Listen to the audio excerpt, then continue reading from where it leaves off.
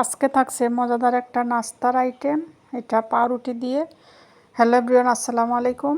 এই যে প্রথমে আমি 4টা আলু সিদ্ধ নিয়ে নিয়েছি, সিদ্ধ আলুগুলি চট করে নিয়েছি। 1 কাপ পেঁয়াজ কুচি, ধনিয়া পাতা কুচি, কাঁচামরিচ কুচি দিয়ে দিয়েছি, শুকনো মরিচ নিয়েছি 2-3টা। এখন অফ ক্যামেরা দিয়ে দিয়েছি স্বাদ মতো লবণ, লাল মরিচের গুঁড়ো 1/2 চামচ, টালা জিরার গুঁড়ো 1/2 চামচ দিয়ে এই ভর্তাটা মেখে নিয়েছি।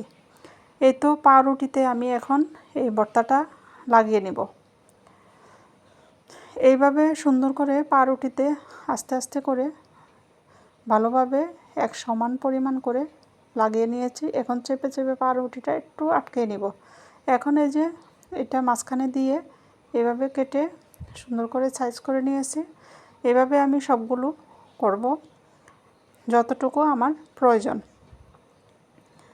এই তো একে একে সবগুলো পাউরুটির মধ্যে এইভাবে আলু ভর্তাটা লাগিয়ে, আলু ভর্তাটা বলতে আমি তো অন্য মশলা দিয়েছি এটার জন্য, পাউরুটি নাস্তাটা রেডি করার জন্য অন্য মশলাগুলো অ্যাড করেছি, যেহেতু এটা স্বাদটা অন্যরকম হবে।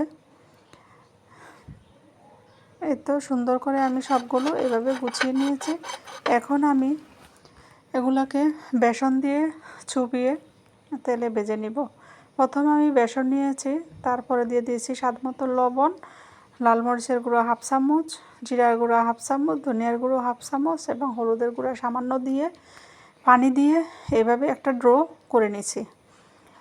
ড্রো করে নেওয়ার পরে আমি এই পাউরুটিগুলো ভেজে নিব। এটা এখন পাইপিনে তেল দিয়ে দিয়েছি। তেল হালকা গরম হলে পরে এই পাউরুটিগুলো সুন্দর করে বেসনে চুবিয়ে সুন্দর করে মচমচা করে ভেজে নেব।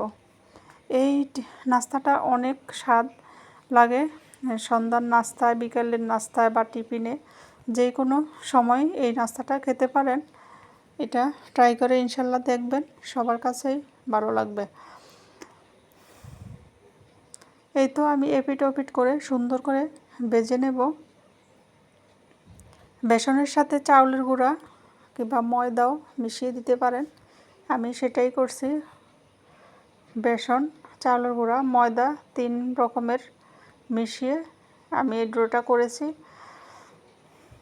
এতে করে চালের গুঁড়াতে মচমচাটা বেশি হবে, চালের গুঁড়াটা দিলে আর কি ভালো হয়।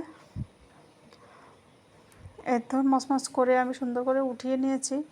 এই নাস্তাটা অনেক ভালো লাগছে, চায়ের সাথে খেয়ে দেখবেন বানিয়ে আপনারা। আল্লাহ হাফেজ।